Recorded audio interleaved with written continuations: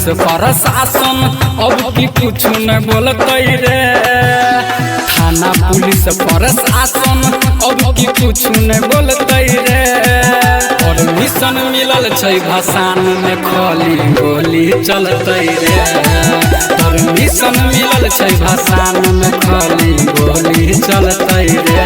Hello hello जी हाँ, हर साल की भांति इस साल भी नवयुवक सरस्वती पूजा कमेटी आप तमाम ग्रामवासियों को, आप तमाम श्रद्धालुओं को हार्दिक हार्दिक अभिनंदन करती है एवं करती रहेगी।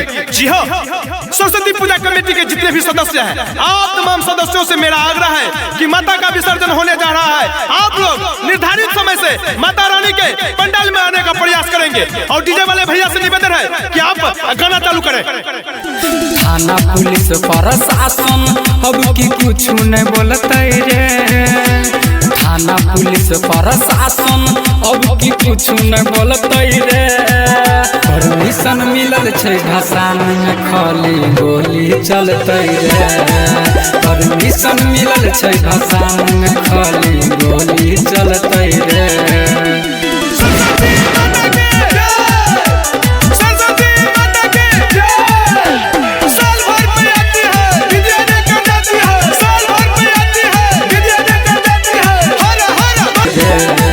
परमिशन मिलल छै भसान में खाली गोली चलते रे। हेलो हेलो आप तमाम श्रद्धालुओं से निवेदन है, आप लोग लड़ाई झगड़ा ना करें और जितने भी गोली चल रही है चलने दें, क्योंकि हमारे भसान में पहले से थाना से परमिशन ले लिया गया है।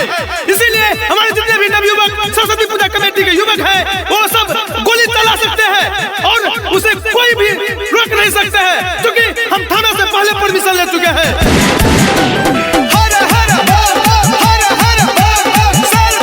मिलल छै भसान में खाली गोली चलते रे। परमिशन मिलल छै भसान